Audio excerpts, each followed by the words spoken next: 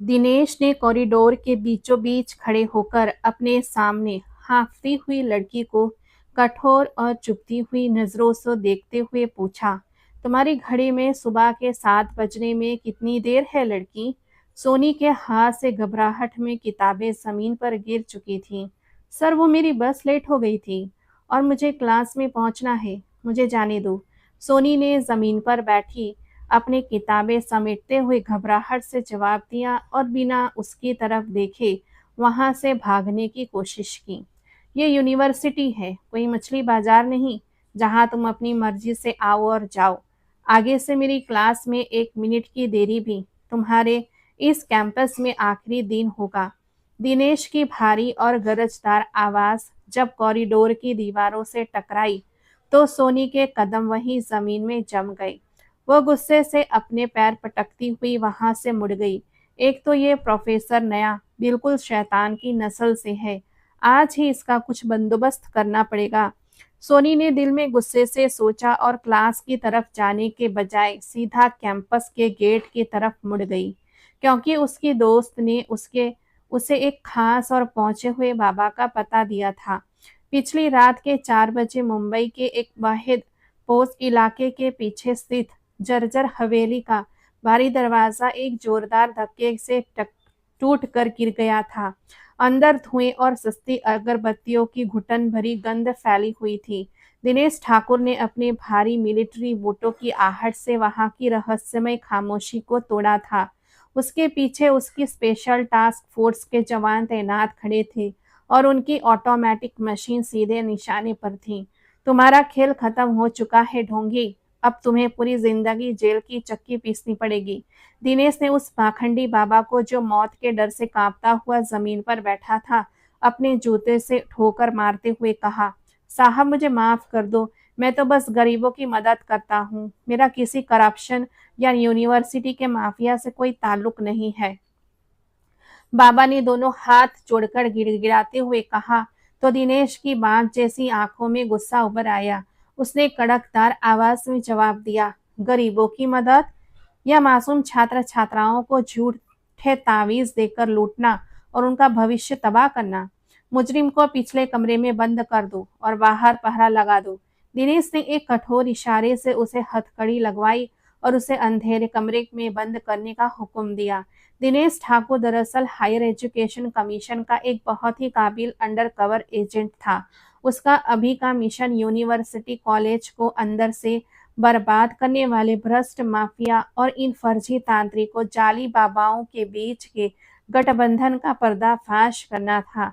उसने उस ढोंगी पीर की भारी काली चादर ओढ़ी और अपना चेहरा छिपाकर खुद उसकी जगह गद्दी पर बैठ गया, जबकि उसके जवान आसपास के अंधेरे में छिप गए।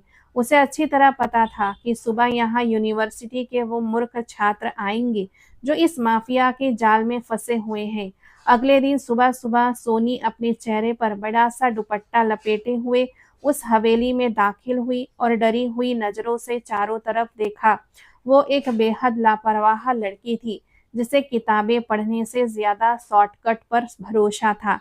वो सीधे गद्दी के सामने जाकर घुटनों के बल बैठ गई। बाबा जी, मुझे परीक्षा पास करने का कोई पक्का तावीज दे दीजिए। हमारा नया प्रोफेसर शैतान की नस्ल से है और बहुत जालिम है। सोनी ने अपनी कीमती पर्स की चेन खोली और 10,000 रुपए निकालकर दिनेश के सामने रखते हुए बड़े जोश और उम्मीद के साथ कहा। बाबा के रूप में बैठा दिनेश ठाकुर चादर के अंदर से उसे कठोर नजरों से घूरने लगा, क्योंकि वही उसका नया और जालिम प्रोफेसर था जो इस खास मिशन के लिए यहाँ आया हुआ था। ये लो और पैसे रख लो और उस कमबख्त प्रोफेसर को बीमार करने के लिए एक असरदार तावीज भी बना दो। सोनी ने और 7,000 रुपए देते हुए कहा। उसके चेहरे पर एक अजीब सी जीत वाली और शरारती मुस्कुराहट थी। कैसी बीमारी चाहिए तुम्हें लड़की? जल्दी बताओ, मेरे पास वक्त कम है। दिनेश ने अपनी असली आवाज को दबाकर अत्यंत कर्कश और भारी लहजे में पूछा, जबकि चादर के अंदर गुस्से के कारण उसकी मुट्ठियां कस चुकी थी। उसका पेट खराब हो जाए और वो सारा दिन वॉशरूम के चक्कर काटता रहे ताकि इस मुसीबत और असाइनमेंट से हमारी जान छूटे। सोनी ने हंसते हुए कहा और दिनेश के हाथ से एक नकली तावीज का कागज छीन कर वहां से उठ गई। जैसे ही वो हवेली के दरवाजे से बाहर निकली, वॉकी टॉकी से कनेक्टेड दिनेश ठाकुर के साथी उसकी बातें सुनकर हंसने लगे। सर जी, ये लड़की तो आपको सीधा अस्पताल के इमरजेंसी वार्ड पहुंचाने का पक्का इरादा रखती है। अब आपका इसके लिए क्या प्लान है? उसके एक करीबी साथी ने माइक पर हंसते हुए तंज किया। दिनेश ने गुस्से से दांत पीसते हुए जवाब दिया, सिर्फ 4 दिन के अंदर इस जिद्दी लड़के को उसके तावीज समेत ठिकाने ना लगाया तो मेरा नाम दिनेश ठाकुर नहीं, और ये मेरा वादा है। उसकी आवाज में इतना रूखापन और भयानक क्रोध था कि उसके साथियों की हंसी तुरंत बंद हो गई और वे पूरी तरह सावधान हो गए। सोनी का संबंध एक मध्यवर्गीय परिवार से था, जहां उसके बूढ़े माता-पिता उसकी महंगी यूनिवर्सिटी का फीस भरने के लिए दिन-रात कड़ी मेहनत करते थे। जब वो घर पहुंची तो उसकी माँ रसोई की भारी गर्मी में उसके लिए नाश्ता बना रही थी और पिता आंगन में अपनी पुरानी खराब बाइक ठीक कर रहे थे। बेटा, तुम सुबह-सुबह इतनी जल्दी कहाँ चली गई थी? तुम्हारा नाश्ता ठंडा हो रहा है। इधर आकर कुछ खा लो। उसकी माँ ने अपने दुपट्टे से माथे का पसीना पोंछते हुए बहुत चिंता के साथ पूछा। सोनी ने लापरवाही से अपने कंधे उचकाए। बस माँ, एक बहुत ज़रूरी काम था। दोस्त के साथ केमिस्ट्री के नोट्स लेने गई थी। आप चिंता ना करें, मैं बाद में खा लूंगी। सोनी ने अत्यंत बेशर्मी से झूठ बोलते हुए उनकी दिन रात की मेहनत को पूरी तरह नजरअंदाज किया और सीधा अपने कमरे की ओर चल दी। बेटा, दिल लगाकर पढ़ो। हमारी सारी जिंदगी की उम्मीदें सिर्फ तुमसे जुड़ी हैं। हमने अपनी सारी जमा पूंजी तुम्हारी शिक्षा पर लगा दी है। पिता ने इंजन के ग्रीस से सने काले हाथों को कपड़ों से साफ करते हुए प्यार से समझाया तो सोनी ने भयानक चिड़चिड़ेपन से सिर हिला दिया। जी पिताजी, मुझे अच्छी तरह पता है। मैं बहुत दिल लगाकर पढ़ रही हूँ। आप बस मेरे शानदार परिणाम का इंतजार करें, जो इस बार सबसे टॉप पर होगा। वो कमरे में गई और दरवाजा बंद करके वो नकली तावीज अपने नरम तकिए के नीचे रखकर चिंता मुक्त होकर सो गई। उसे पूरा यकीन था कि अब उसे पूरी रात जागकर किताब खोलने की कोई जरूरत नहीं है और वो नया घमंडी प्रोफेसर अगले दिन अस्पताल के बिस्तर पर पड़ा होगा। दूसरी तरफ दिनेश ठाकुर महाराष्ट्र के एक अत्यंत प्रभावशाली, कठोर और सिद्धांतवादी परिवार का कुल दीपक था। उसके दादा रिटायर्ड फेडरल सेक्रेटरी थे और पिता एक कठोर स्वभाव के राजनीतिज्ञ थे। इसीलिए दिनेश की जिंदगी अनुशासन और कर्तव्य के आसपास घूमती थी, जिसमें भावनाओं की कोई जगह नहीं थी। वो इस वक्त मुंबई के अपने अस्थायी अपार्टमेंट में सोफे पर बैठा यूनिवर्सिटी के करप्ट माफिया की मोटी फाइलें बहुत गौर से पढ़ रहा था। सर, इस लापरवाह लड़की का नाम सोनी है।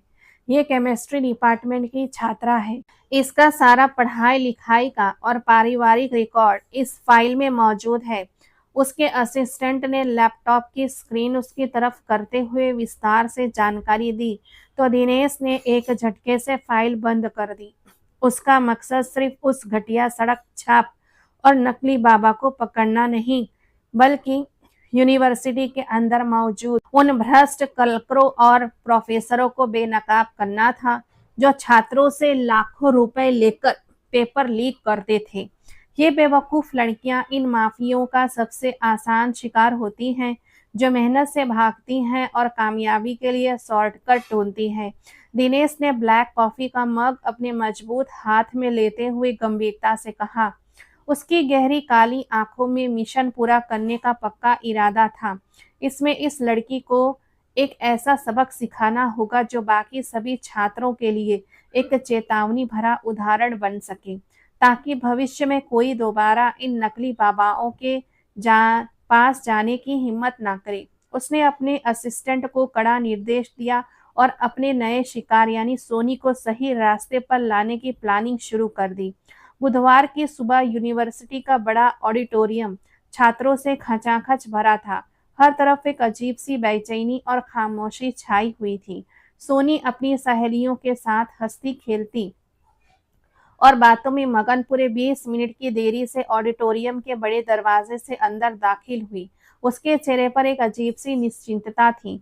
यार, आज तो उस सड़ियल प्रोफ़ेसर की शकल दिखने वाली होगी। तावीज़ ने अपना काम दिखा दिया होगा। वो तो अभी वॉशरूम में बैठा रो रहा होगा। सोनी ने अपनी करीबी दोस्त के कान में सरगोशी की और दोनों हंसने लगी। उनकी आवाज से क्लास की खामोशी टूटी। स्टेज पर खड़े लंबे कद के व्यक्ति की चौड़ी पीठ दरवाजे की तरफ थी और वो ब्लैक बोर्ड पर सफेद चौक से कुछ लिख रहा था। जैसे ही सोनी ने आश्वासित होकर अपनी सीट संभाली, उस आदमी ने तेजी से मुड़कर पूरी क्लास पर एक क्रोधित नजर डाली और फिर सीधा सोनी को देखा। सोनी के कदम जमीन में गड़ गए और उसकी सांस गले में अटक गई। स्टेज पर ब्लैक सूट में खड़ा आदमी कोई और नहीं बल्कि सेम वही बाबा था जिसे वो कल इसी प्रोफेसर को बीमार करने के 17,000 रुपए देकर आई थी। दिनेश ठाकुर ने सीधा सोनी की फटी हुई आंखों में देखा और उसके रोबदार चेहरे पर एक व्यंग्यात्मक और इंतहाई खतरनाक मुस्कुराहट उभर आई। तुम्हारा महंगा तावीज काम नहीं किया लड़की। मैं अभी तक बिल्कुल ठीक हूँ और तुम्हारे सामने खड़ा हूँ। दिनेश ने अपनी भारी आवाज में सीधा उसकी तरफ देखते हुए कहा। पूरी क्लास बहुत ही हैरानी के साथ एक दूसरे का चेहरा देखने लगी और सोनी का चेहरा डर के मारे पीला पड़ गया। दिनेश ने अटेंडेंस का भारी रजिस्टर जोर से लकड़ी की टेबल पर पटका और अपनी कड़क आवाज में सोनी को पुकारा। मिस सोनी, फौरन स्टेज पर आए और ब्लैक बोर्ड पर मौजूद केमिस्ट्री की इस मुश्किल समीकरण को अपने हाथों से हल करके दिखाएं। उसके लहजे में ऐसी कठोरता थी कि सोनी के हाथ पांव बुरी तरह फूल गए और वो मुश्किल से कांपती टांगों के साथ अपनी जगह से खड़ी हुई। सर, मैंने आज रात तैयारी नहीं की। मुझे सिर्फ कल तक का वक्त दे दो। मैं वादा करती हूँ, कल जरूर हल कर कर लाऊंगी।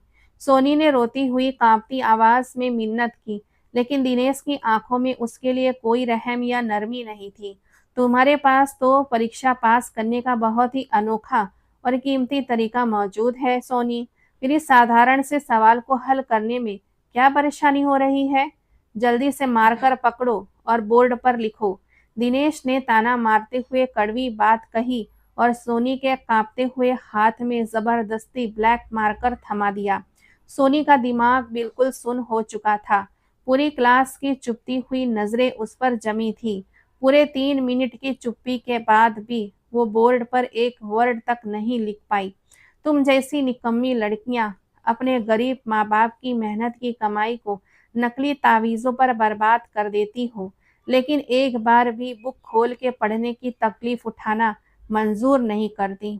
दिनेश ने गुस्से में उसके हाथ से मार्कर छीन लिया और पूरी क्लास के सामने उसकी अयोग्यता और शॉर्टकट खोजने की घटिया सोच पर बहुत ही कड़ी निंदा की। सोनी बहुत ज्यादा शर्मिंदगी और अपमान के कारण पानी पानी हो गई। उसकी आंखों में बड़े बड़े आंसू आ गए जो उसके लाल गालों पर तेजी से बहने लगे। ये मगरमच्छ के आंसू बहाने और रोने पीटने से कोई फायदा नहीं होगा। तुम्हें अपनी इस अयोग्यता की सजा भुगतनी पड़ेगी, जिसका फैसला मैं अभी इसी पल करूंगा। सोनी को रोता हुआ देखकर भी दिनेश का व्यवहार थोड़ा भी नरम नहीं हुआ और उसने एक कदम आगे बढ़कर उसकी रोती हुई आंखों में बड़ी कठोरता से देखा। आज से लेकर अगले 1 महीने तक तुम रोजाना केमिस्ट्री के 70 पेज अपने हाथ से लिखकर मेरे ऑफिस में जमा करोगी। दिनेश की ये सजा सुनकर सोनी का दिल बैठ गया। उसने बेबसी के साथ पूरी क्लास की ओर देखा, जहां सब लोग एकदम स्थिर खामोश बैठे थे। अगर एक दिन का भी गैप हुआ या तुमने किसी और से ये काम करवाने की कोशिश की, तो याद रखना कि मैं तुम्हें फाइनल परीक्षा में बैठने की बिल्कुल भी अनुमति नहीं दूंगा। अब जाओ अपनी सीट पर। सोनी अपनी सिसकियों को रोकती हुई अपनी सीट पर वापस चली गई। सोनी के लिए रोज 50 पेज लिखना किसी बड़ी मुसीबत से कम नहीं था। उसकी सारी मजाक मस्ती एक ही पल में खत्म हो गई। वो रातों को जाग कर अपनी आंखों से गिरते हुए आंसुओं के साथ असाइनमेंट लिखती और उसके दिमाग में बस दिनेश की वो बातें गूंजती हुई ताने भरी आवाज घूमती रहती। लगातार लिखने की वजह से उसकी नाजुक उंगलियां सूज जाती और कमर में बहुत ज्यादा दर्द होता, लेकिन दिनेश के डर से वो एक शब्द भी कम लिखने की हिम्मत नहीं कर सकती थी। अब उसके दिल में दिनेश ठाकुर के लिए बहुत ही ज्यादा नफरत और गुस्सा पैदा हो चुका था। मैं इस जालिम इंसान को कभी माफ नहीं करूंगी। उसने मुझे पूरी क्लास के सामने एक मुजरिम की तरह बेइज्जत किया है। सोनी ने रोते हुए अपना पेन टेबल पर जोर से पटका और ड्रेसिंग टेबल के आईने में अपनी लाल सूजी हुई आंखों को देखते हुए पक्का इरादा किया। लगातार एक हफ्ते की इस कमर तोड़ मेहनत के बाद सोनी के सब्र की सीमा पूरी तरह खत्म हो चुकी थी।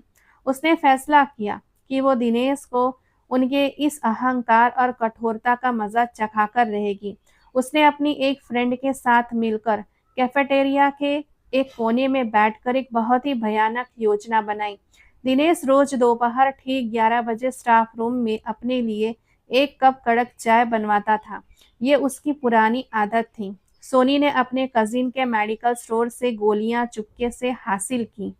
मैं ये गोलियां उसके चाय में मिला दूंगी ताकि वो कल के जरूरी सेमिनार के वक्त बेहोश पड़ा रहे और कम से कम एक दिन के लिए तो मेरा पीछा छूटे। सोनी ने सफेद गोलियों को अपनी मुट्ठी में जोर से भींचते हुए अपनी फ्रेंड को बताया। फ्रेंड ने डर से अपनी आंखें बड़ी कर ली। तुम पूरी तरह पागल हो गई हो सोनी। अगर इस जालिम इंसान को कुछ हो गया तो तुम सीधा पुलिस के हत्थे चढ़ोगी और जेल जाओगी। ये बहुत ही भयानक खेल है। लेकिन सोनी की आंखों में बदले की आग भड़क रही थी। कुछ नहीं होगा उससे, बस 2 दिन बिस्तर पर सोता रहेगा तो उसे अच्छी तरह एहसास होगा कि किसी गरीब स्टूडेंट को तंग करने का कितना भयानक नतीजा निकलता है। सोनी ने बहुत ही दृढ़ लहजे में कहा और अगले दिन अपनी इस बेवकूफ़ी भरी योजना को अंजाम देने की तैयारी शुरू कर दी। अगले दिन दोपहर के समय सोनी इधर-उधर देखते हुए चुपके से स्टाफ रूम के किचन में दाखिल हुई, जहां पूरी तरह सन्नाटा छाया था।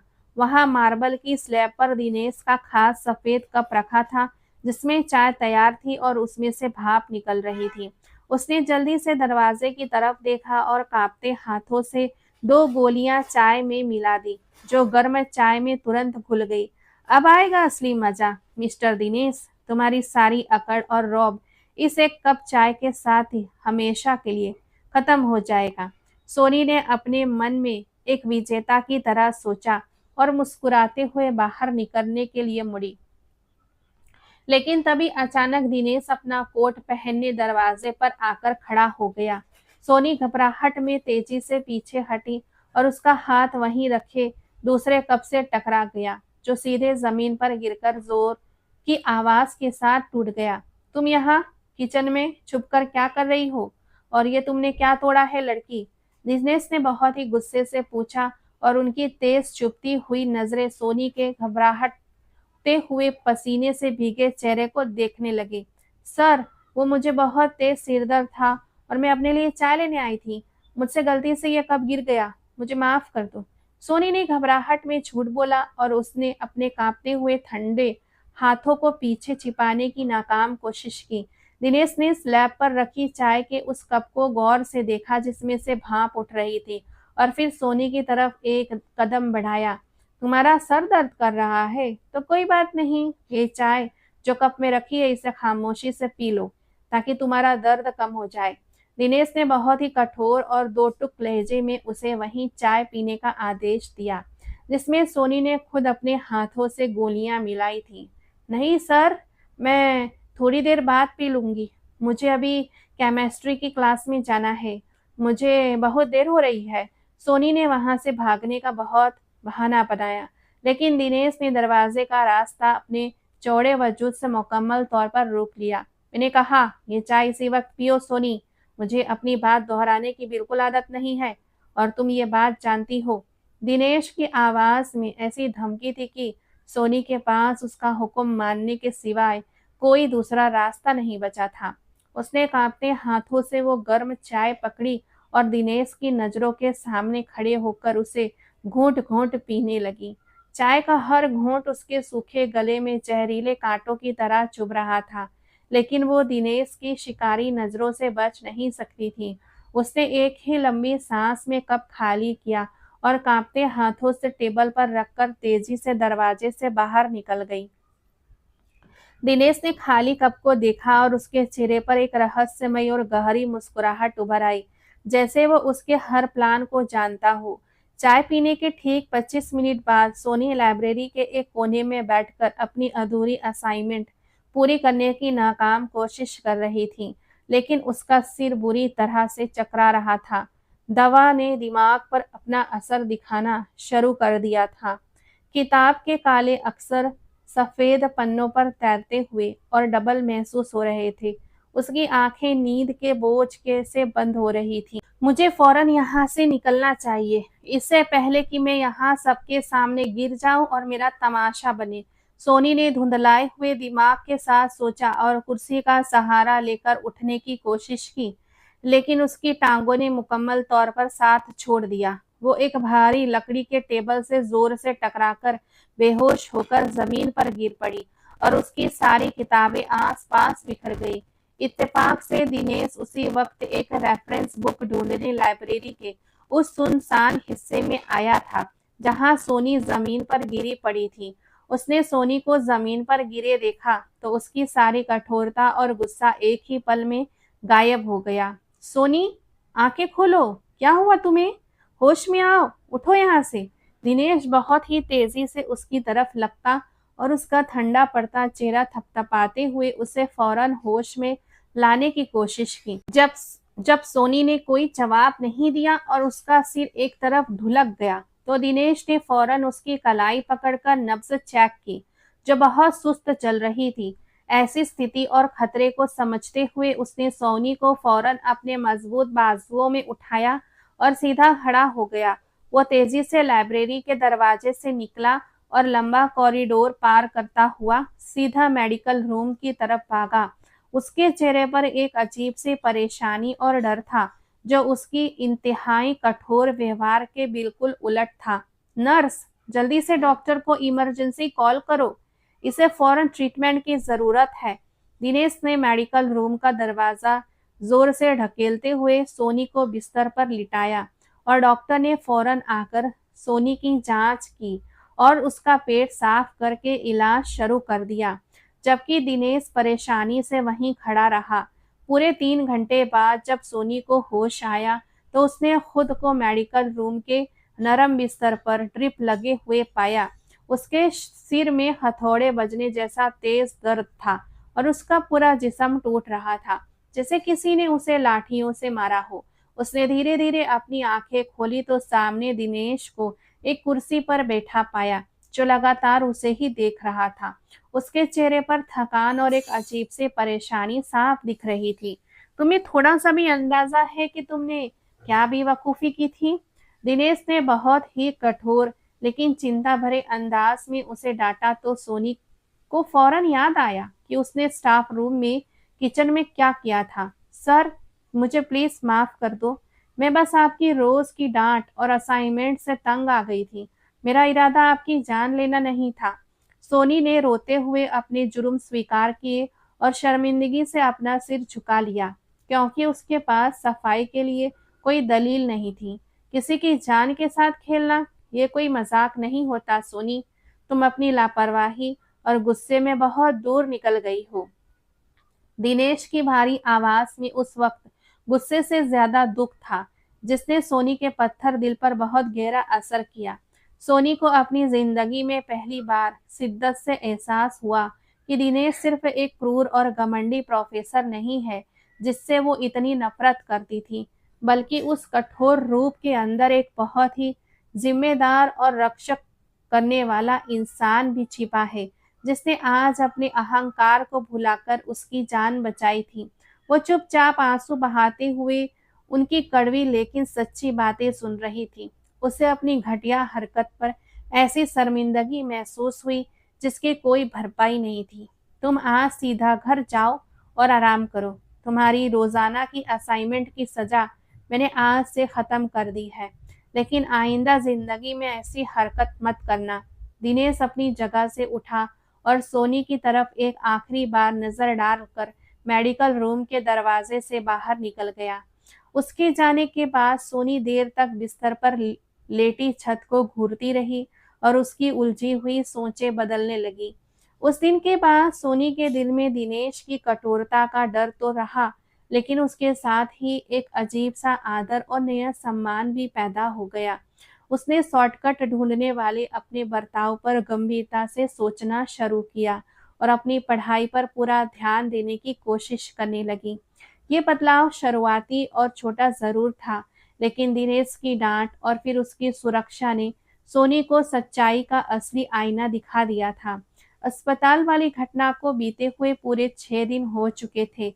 सोनी के दिमाग में बार बार दिनेश ठाकुर का वो चिंता से भरा चेहरा घूम रहा था। वो एक अजीब-सी कशमकश का शिकार थी। एक दिन वो एडमिनिस्ट्रेशन ब्लॉक के पिछले सुनसान रास्ते से गुजर रही थी ताकि जल्दी से मेन गेट तक पहुंच सके। अभी वो गेट तक पहुंची ही थी कि उसके सामने कुछ ही कदमों की दूरी पर यूनिवर्सिटी का हेड क्लर्क मनोज और दो बहुत ही संदिग्ध और खतरनाक चेहरे वाले गुंडे खड़े थे।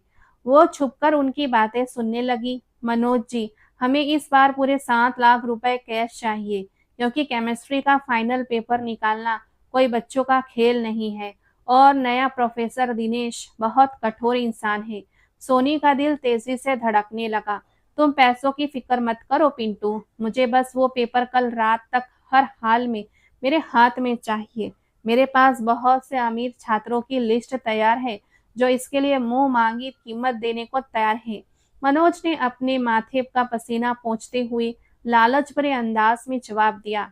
सोनी ये सुनकर डर से पीछे हटी तो उसका पांव जमीन पर पड़े एक सूखे पत्ते पर आ गया। पत्ते के टूटने की आवाज उस सुनसान और खामोश कॉरिडोर में किसी बिजली की तरह गूंजी।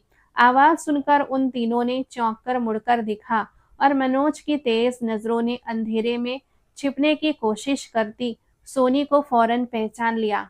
कौन है वहां? रुक जाओ लड़की, मनोज चिल्लाया और बदमाशों ने उसकी तरफ कदम बढ़ाए। लेकिन सोनी अपनी जान बचाने के लिए वहां से भागी और सीधा मेन गेट की तरफ दौड़ लगा दी। उसकी सांसें उखड़ रही थी, लेकिन उसने पीछे मुड़कर देखने की हिम्मत नहीं की और सीधा अपने पिता की पुरानी मोटरसाइकिल पर जाकर बैठी। अगले दिन सुबह सोने का दिल यूनिवर्सिटी जाने को बिल्कुल नहीं कर रहा था, लेकिन उसके पिता ने उसे जबरदस्ती भेज दिया क्योंकि परीक्षा सर पर थी। वो डरी हुई नजरों से दाएं बाएं देखती हुई कैंपस में दाखिल हुई और सीधा अपनी क्लास की तरफ जाने लगी। लेकिन हेड क्लर्क मनोज और वे दोनों बदमाश पहले से ही उसका इंतजार कर रहे थे। जैसे ही सोनी वहां पहुंची, मनोज ने आगे बढ़कर उसका रास्ता रोक लिया और दोनों गुंडे उसके दाएं बाएं आकर खड़े हो गए। बड़ी जल्दी हो मिस सोनी, आजकल तुम्हारी क्लास तो इस तरफ नहीं है। मनोज ने एक बहुत ही घिनौनी और जहरीली मुस्कान के साथ सोनी की तरफ देखते हुए कहा, जिससे सोनी का पूरा शरीर डर के मारे कांपने लगा। मुझे जाने दो मनोज सर, मेरी क्लास का टाइम हो रहा है, वरना सर दिनेश मुझे अंदर नहीं आने देंगे। सोनी ने बड़ी मुश्किल से जवाब दिया और वहां से भागने की नाकाम कोशिश की। सर दिनेश को तुम भूल जाओ लड़की, कल शाम तुमने एडमिन ब्लॉक के पीछे जो कुछ सुना है, अगर वो बात तुम्हारे मुंह से किसी तीसरे इंसान तक पहुंची तो याद रखना, तुम्हारा अंजाम बहुत बुरा होगा। मनोज ने अपनी आवाज को अचानक बदलते हुए बहुत ही गंभीर और धमकी भरे अंदाज में कहा, मैंने कुछ नहीं सुना और मैं किसी को कुछ नहीं बताऊंगी। आप लोग प्लीज मुझे जाने दो। सोनी की आंखों में आंसू आ गए और उसने हाथ जोड़कर उनसे विनती की, हमारी बात गौर से सुन लो सोनी, अगर तुमने कोई भी होशियारी करने की कोशिश की तो हम तुम्हारी झूठी तस्वीरें बनाकर पूरे कैंपस और तुम्हारे मोहल्ले में वायरल कर देंगे और तुम्हारे उस गरीब पिता को चोरी के झूठे मुकदमे में ऐसा फंसाएंगे कि वो सारी जिंदगी जेल की सलाखों के पीछे सड़ेगा।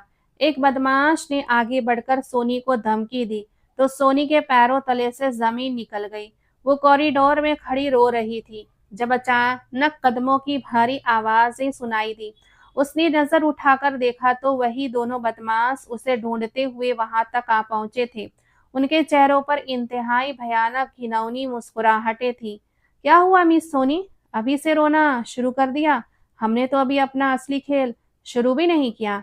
एक बदमाश ने सोनी की तरफ कदम बढ़ाते हुए इंतहाई घटिया अंदाज में कहा, मुझसे दूर रहो, मैं कह रही हूँ, मेरे करीब मत आना, वरना मैं चीखूंगी। सोनी ने दीवार के साथ लगते हुए खुद को बचाने की कोशिश की, लेकिन वो दोनों उसके बिल्कुल करीब आ गए। तुम्हारी चीखें यहाँ सुनने वाला कोई नहीं है लड़की। हम तुम्हें आज ऐसा सबक सिखाएंगे कि तुम सारी जिंदगी जबान नहीं खोलोगी। दूसरे बदमाश ने अपना हाथ सोनी के दुपट्टे की तरफ बढ़ाया। सोनी ने डर से अपनी आंखें बंद कर ली और जोर से चीखने ही वाली थी कि अचानक हवा को चीरती हुई एक जोरदार आवाज आई और बदमाश का हाथ हवा में ही रुक गया। एक इंतहाई मजबूत और फौलादी हाथ ने आगे बढ़कर उस बदमाश का गिरेबान पीछे से पकड़ा और उसे इतनी जोर से दीवार के साथ दे मारा कि बदमाश के मुंह से चीख निकल गई। ये दिनेश ठाकुर था। उसकी काली बांस जैसी आंखों में उस समय लहू उतरा हुआ था और उसके माथे की नसें गुस्से के मारे फड़क रही थीं। उसने बिना एक भी पल गंवाए एक ही जोरदार वार में दूसरे बदमाश के जबड़े पर मुक्का मारा और उसे जमीन पर गिरा दिया। दिनेश की तेजी और ताकत किसी फौजी कमांडो की तरह थी। उसने गिरे हुए बदमाश की छाती पर अपना भारी बूट रखा और भयानक लहजे में उन्हें खबरदार किया, अगर आइंदा इस लड़की के आस-पास भी नजर आए या उसकी तरफ आंख उठाकर भी देखा तो अंजाम बहुत भयानक होगा। निकल जाओ यहाँ से। दिनेश की गरजदार आवाज सुनकर दोनों बदमाशों का सारी होशियारी उतर गई और वे अपनी जान बचाने के लिए वहां से भाग गए। दिनेश ने अपने कपड़े सही किए और मुड़कर सोनी को देखा, जो दीवार के साथ लगी डरी और सहमी हुई थी और उसका पूरा वजूद बुरी तरह कांप रहा था। दिनेश की आंखों का गुस्सा फौरन गायब हो गया और उसकी जगह एक अजीब सी नरमी और चिंता ने ले ली। तुम ठीक हो सोनी? इन गुंडों ने तुम्हें कोई नुकसान तो नहीं पहुंचाया? दिनेश ने एकदम आगे बढ़ाते हुए धीमे लहजे में पूछा, उसने जिसने सोनी के दिल के अंदर तक असर किया। सर, वे लोग मुझे मारना चाहते हैं। वे मेरे पिता को झूठे केस में फंसा देंगे।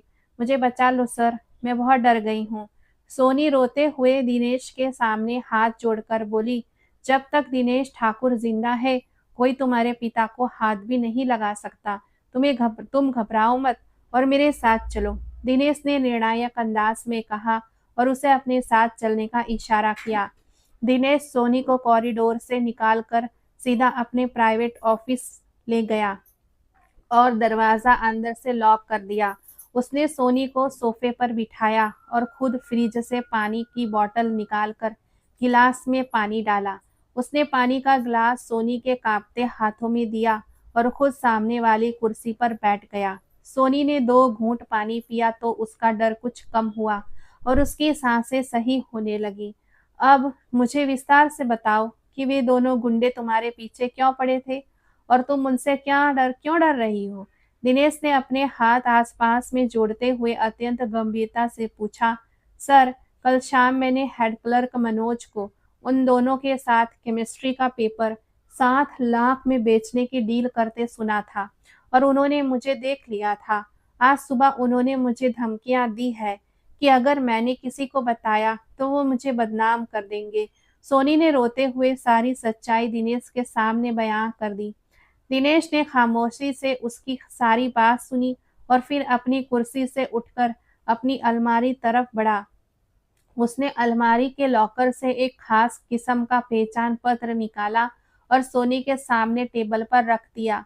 मैं कोई आम केमिस्ट्री का प्रोफेसर नहीं हूँ सोनी, मेरा नाम दिनेश ठाकुर है और मैं हायर एजुकेशन कमीशन का स्पेशल इन्वेस्टिगेशन ऑफिसर हूँ। मुझे सरकार की तरफ से इस माफिया को जड़ से उखाड़ने के लिए खास मिशन पर यहाँ भेजा गया है। दिनेश ने उसके सामने अपनी असली पहचान उजागर करते हुए बहुत ही रूपदार लेकिन शांत आवाज में कहा। सोनी ने हैरानी से उस पहचान पत्र को देखा जिस पर दिनेश की फोटो और उनका सरकारी पद लिखा हुआ था। उसकी आंखें खुली की खुली रह गई क्योंकि वो जिस इंसान को एक क्रूर और चिड़चिड़ा प्रोफेसर समझती थी, वो वास्तव में एक बड़ा सरकारी अफसर था जो उन सब की भलाई के लिए काम कर रहा था। लेकिन सर, आपने मुझ पर इतनी कठोरता क्यों की? आपने मुझे पूरी क्लास के सामने बेइज्जत किया और मुझसे इतनी लंबी असाइनमेंट लिखवाई। सोनी ने हिचकिचाते हुए वो सवाल पूछ लिया जो कई दिनों से उसके दिल में दबा हुआ था। मेरी वो कठोरता तुम्हारी भलाई के लिए थी लड़की। तुम जैसी होशियार छात्राएं जब पढ़ाई की बजाय नकली पापाओं और तावीज़ों का सहारा लेती हैं, तो ये माफिया मजबूत होता है। मैं तुम्हें एहसास दिलाना चाहता था कि शॉर्टकट हमेशा तबाही की तरफ ले जाते हैं और मेहनत का कोई विकल्प नहीं होता। दिनेश ने बहुत अधिक धैर्य के साथ और एक गुरु की तरह उसे समझाया। मुझे अपनी गलतियों का एहसास हो गया है सर। मैं वादा करती हूँ कि मैं कभी किसी शॉर्टकट का सहारा नहीं लूंगी। लेकिन मैं अब क्या करूँ? मनोज और उसके गुंडे मुझे नहीं छोड़ेंगे। सोनी ने अपनी गलती स्वीकार करते हुए दोबारा अपनी परेशानी जाहिर की। दिनेश ने गहरी सांस ली और सोनी की आंखों में सीधे देखते हुए कहा, मुझे इस मिशन में तुम्हारी मदद चाहिए सोनी। तुम वो अकेली इंसान हो जिसने उनको पेपर की डील करते सुना है और तुम इन मुजरिमों के खिलाफ एक अहम गवाह हो। अगर तुम मेरा साथ दो तो हम इस पूरे भ्रष्ट नेटवर्क को एक ही रात में तबाह कर सकते हैं। मैं आपकी मदद कैसे कर सकती हूँ सर? मैं तो एक आम सी छात्रा हूँ और मैं इन बदमाशों से बहुत डरती हूँ।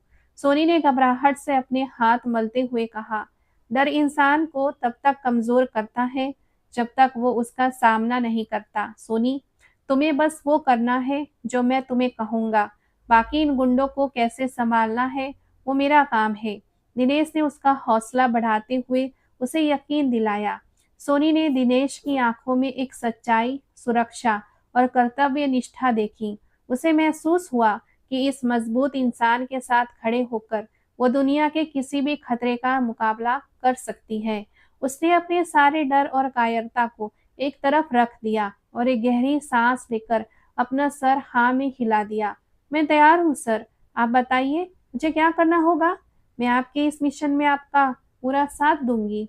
अगले 2 दिन सोनी की जिंदगी के सबसे लंबे और रोमांच से भरे दिन थे। दिनेश ने उसे एक छोटा सा कैमरा दिया था जो एक छोटी पिन के रूप में उसके दुपट्टे पर लगा हुआ था। इस कैमरे का सीधा संपर्क दिनेश के टास्क फोर्स की स्क्रीनों से था। सोनी के दिलों की धड़कनें बेकाबू हो रही थी जब वो कैंपस के कॉरिडोर में चल रही थी जहां हेड क्लर्क मनोज ने उसे अकेले मिलने का समय दिया था। उसके हाथ पसीने से भीगे चुके थे, लेकिन दिनेश की दी हुई हिम्मत उसे आगे बढ़ने पर मजबूर कर रही थी। मनोज सर, मैंने पैसों का पूरा इंतजाम कर लिया है। अब आप मुझे केमिस्ट्री का पेपर दे दो। सोनी ने मनोज के करीब पहुंचकर कांपती हुई आवाज में कहा और अपने बैग को पकड़ लिया। इतनी जल्दी क्या है मिस सोनी? पहले मुझे पूरे रुपए दिखाओ, फिर वो कीमती पेपर तुम्हारे हाथ में होगा। मनोज ने लालची नजरों से उसके बैग को देखते हुए कहा और इधर उधर नजर दौड़ाई कि कोई उन्हें देख तो नहीं रहा। ये लो, गिन लो, पूरे 70,000 हैं। अब मुझे वो पेपर दे दो। मुझे यहाँ बहुत डर लग रहा है। सोनी ने नोटों की गड्डी निकालकर उसके सामने करते हुए अपने दुपट्टे को बिल्कुल सीधा रखा ताकि कैमरे में सब कुछ साफ रिकॉर्ड हो सके। बहुत अच्छा लड़की, तुम तो बड़ी समझदार निकली। आज रात ठीक 10 बजे कैंपस के पिछले पुराने गोदाम में आ जाना। वहीं पेपर और पैसों का अंतिम लेन देन होगा। मनोज ने एक घिनौनी मुस्कुराहट के साथ कहा और वहां से तेजी से मुड़कर चला गया। रात के अंधेरे में कैंपस का पिछला गोदाम बिल्कुल सुनसान और डरावना लग रहा था। दिनेश की टास्क फोर्स के जवान पहले ही वहां अपनी पोजीशनें संभाल चुके थे। दिनेश खुद एक बड़ी दीवार के पीछे छुपा सोनी का इंतजार कर रहा था। सोनी धड़कते दिल के साथ गोदाम के जंग लगे दरवाजे पर पहुंची और उसे धकेलकर अंदर दाखिल हुई। अंदर हल्की रोशनी में मनोज और उसके दोनों खतरनाक गुंडे मौजूद थे। उनके साथ ही वो हवेली वाला नकली बाबा भी खड़ा था जो उस क्लर्क के साथ इस काले धंधे में मिला हुआ था। पैसे लाओ और ये अपना केमिस्ट्री का पेपर लो। हमारी डील यहाँ खत्म हुई। मनोज ने एक रेड कलर का एनवलप आगे बढ़ाते हुए सोनी से कहा। जैसे ही सोनी ने कांपते हाथों से पैसे मनोज के हाथ में दिए और एनवलप पकड़ा, अचानक गोदाम के चारों दरवाजे एक जोरदार धमाके के साथ टूटे। Hands up! कोई अपनी जगह से हिलने की कोशिश ना करे। दिनेश अपनी रौबदार आवाज के साथ अंदर दाखिल हुआ और उसके सशस्त्र जवानों ने चारों तरफ से इन मुजरिमों पर हमला बोल दिया। ये क्या है? तुम कौन हो और यहाँ कैसे आए? मनोज ने घबराहट में पैसे जमीन पर गिराते हुए पूछा और पीछे हटने की कोशिश की। मैं तुम्हारी मौत हूँ और तुम्हारा सारा कच्चा चिट्ठा कैमरे में मेरे पास सुरक्षित हो चुका है। हथकड़ियां लगाओ इन सबको। दिनेश ने गुस्से से आगे बढ़कर मनोज का कॉलर पकड़ा और उसे जोर से दीवार की तरफ ढकेल दिया। दोनों गुंडों ने अंधेरे का फायदा उठाकर भागने की कोशिश की, लेकिन टास्क फोर्स के फुर्तीले जवानों ने उन्हें वहीं जमीन पर दबोच लिया। नकली बाबा भी जमीन पर घुटनों के बल गिरकर रोते हुए माफिया मांगने लगा, लेकिन दिनेश की बांस जैसी आंखों में इन समाज के दुश्मनों के लिए कोई दया नहीं थी। सिर्फ आधे घंटे के भीतर यूनिवर्सिटी का पूरा भ्रष्ट नेटवर्क और उनका काला धंधा हमेशा के लिए नष्ट हो चुका था। तुमने आज बहुत बहादुरी का प्रदर्शन किया है सोनी, मुझे तुम पर गर्व है। तुमने बहुत से छात्रों का भविष्य बचा लिया है। दिनेश ने सोनी के पास आकर बहुत ही नरम और स्नेही लहजे में उसकी तारीफ की। सर, मैं बहुत डर गई थी। मुझे लगा वे मुझे खत्म कर देंगे, लेकिन आपके होने का एहसास मुझे अंदर से हिम्मत दे रहा था। सोनी ने एक लंबी गहरी सांस लेते हुए जवाब दिया तो दिनेश के चेहरे पर मुस्कुराहट उभर आई। अब तुम बिल्कुल सुरक्षित हो। मैं खुद तुम्हें तुम्हारे घर तक छोड़कर आऊंगा ताकि रास्ते में कोई मसला ना हो। दिनेश ने उसे अपनी गाड़ी की तरफ चलने का इशारा किया और उसे सुरक्षित उसके घर के दरवाजे तक पहुंचाया। इस वाक़ये ने सोनी की जिंदगी को पूरी तरह बदल कर रख दिया था। उस रात वो अपने कमरे में अकेली बैठी थी और उसके सामने टेबल पर वे सभी नकली तावीज़ और धागे रखे थे जो उसने पिछले कुछ महीनों में अलग-अलग बाबाओं से लिए थे। उसने एक गहरी सांस ली और माचिस की तीली जलाकर उन सब चीज़ों को आग लगा दी। वो चुपचाप देखती रही कि कैसे उसका अज्ञान और शॉर्टकट ढूंढने वाली सोच राख में बदल रही है। उसने उसी रात खुद से वादा किया कि अब वो कड़ी मेहनत और लगन के सिद्धांतों पर अपनी जिंदगी बिताएगी। अगली सुबह जब वो यूनिवर्सिटी पहुंची तो उसके कदमों में एक नया आत्मविश्वास और चेहरे पर एक नई चमक थी। उसने दोस्तों के साथ वक्त बर्बाद करने के बजाय सीधा लाइब्रेरी की तरफ गई, जहां दिनेश पहले से मौजूद अपनी किताबों का अध्ययन कर रहा था। सर, मैंने केमिस्ट्री का पहला चैप्टर रात भर जागकर तैयार कर लिया है। क्या आप मेरे नोट्स चेक कर सकते हैं? सोनी ने बहुत ही सम्मान और उम्मीद से पूछा। दिनेश ने हैरानी से नजरें उठाकर उसे देखा और फिर बिना कुछ कहे कॉपी खोलकर उसके लिखे हुए नोट पढ़ने लगा। तुमने वाकई बहुत मेहनत की है सोनी, लेकिन यहाँ इस केमिकल इक्वेशन को थोड़ा और तकनीकी अंदाज में लिखने की जरूरत है।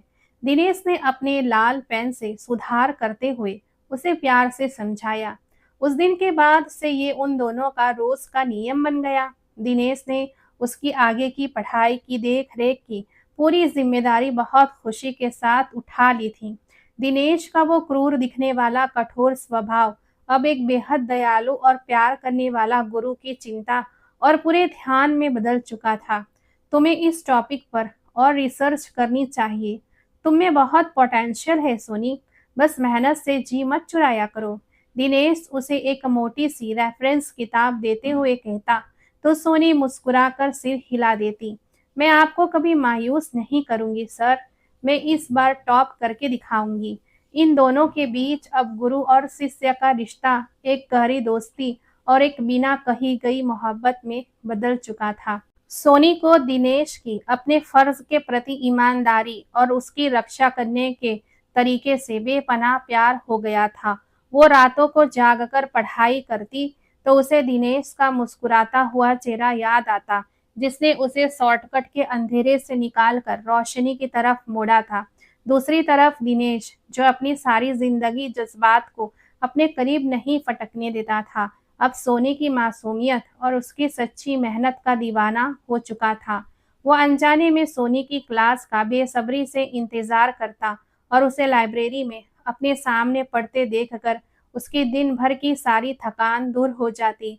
फाइनल परीक्षा का वक्त बिल्कुल सर पर आ चुका था और यूनिवर्सिटी में एक अजीब सी संजीदगी छाई हुई थी। सोनी ने पिछले कई दिनों से अपने आप को कमरे में बंद कर लिया था और वो दिन रात एक करके अपनी पढ़ाई में पूरी तरह मग्न थी। दिनेश के दिए हुए वे सबसे मुश्किल असाइनमेंट, जिन्हें देखकर कभी उसका दिल घबराता था और उसे गुस्सा आता था, अब वो उन्हें किसी बहुत ही होशियार छात्र की तरह खुशी-खुशी और तेजी से हल करती थी। पेपर्स के पहले दिन हॉल में मुकम्मल खामोशी थी और हर तरफ एक तनाव का माहौल था। सोनी अपनी सीट पर बैठी पूरे आत्मविश्वास के साथ प्रश्न पत्र का इंतजार कर रही थी, जब हॉल का भारी लकड़ी का दरवाजा खुला और दिनेश ठाकुर रौबदार अंदाज में अंदर दाखिल हुआ। उसने शानदार सूट पहन रखा था और उसके चेहरे पर वही पुरानी कठोरता और प्रशंसनिक गंभीरता थी। उसने एक नज़र पूरी क्लास पर डाली और फिर सोनी की तरफ देखे बिना अपने साथी निरीक्षकों को पेपर बांटने का आदेश दिया। वक्त खत्म हो चुका है।